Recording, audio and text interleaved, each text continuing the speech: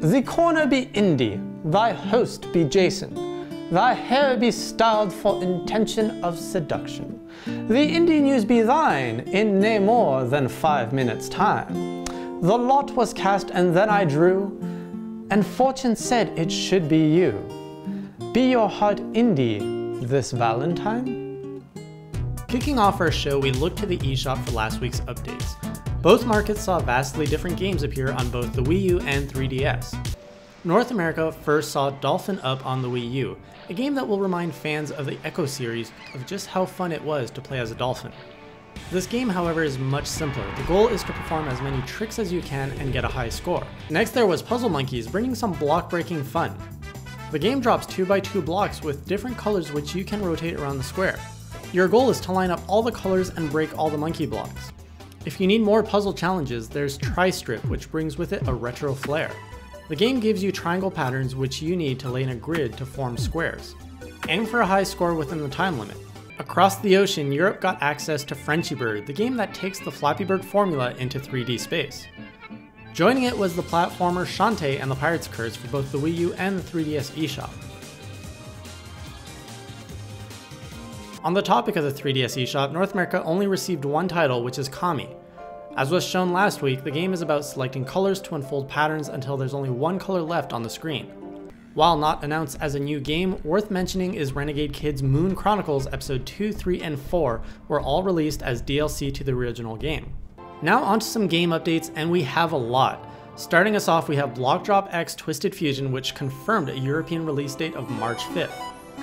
Also releasing in March is a skateboarding Oli Oli, which will be releasing on the 3DS and Wii U. The game is a 2D skateboarding game where you're constantly dropping down some stairs performing tricks. You'll have to master as many moves as you can to unlock the next levels. Then we received some new trailers, starting with Red Goddess. The new trailer shows off some improved visuals to the 2D platformer and new gameplay. The game is a side-scroller platformer where you play as a young goddess searching for her lost memories and her lost powers. Two Tribes followed suit with a new trailer for Rive, showing the dozens of ways players will die in the game.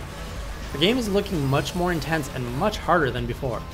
Rive is looking to be a cross between a shoot-'em-up and a 2D platformer. As for games getting some new updates, Get Close released a patch last week which enables off-TV play as well as adds some new levels. Looking at indie sales, a few developers shared some numbers reflecting their success. First, the developer behind Gunman Clive shared that the original game in the Gunman Clive series sold 400,000 copies on the 3DS eShop. Renegade Kid also shared some interesting stats on their DS sales titles through this graph, which shows sales proportions between their games. No doubt that Mutant Mudds was one of their greatest hits so far, followed by Moon Chronicles.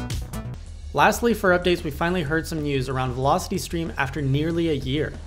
The game is seeking to get greenlit on Steam, and if it succeeds, we'll be heading to the Wii U soon after.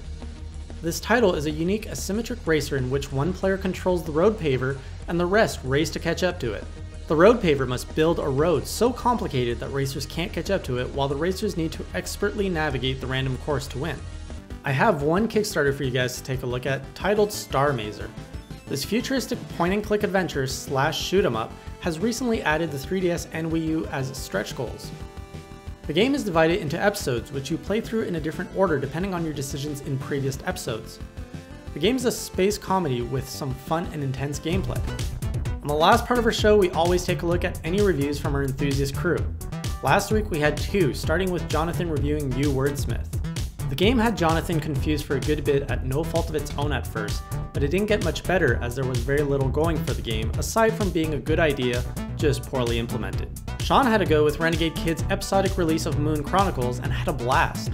The combat was fun, the graphics were smooth in 60 frames per second, and stated that you get a great value for all 3 episodes. The game did get docked for lacking originality and having some bland moments. There you go, now you're all up to date on your Nintendo Indie News for February 9th, 2015. Thanks for watching, and today I have a special giveaway for you guys. A copy of Puzzle Monkeys for the North American Wii U eShop is up for grabs. Just leave a comment in the YouTube comments down below, and a way for me to reach you, I'll put all the names in a random draw in a week from now and contact you if you've won. Thanks for joining, thanks for watching again. If you want more indie news throughout the week, you can tune in on Twitter at indiecorner_NE. We also have a Facebook account where you can follow me at Jason_Lapine if you're ever curious to see what I'm up to.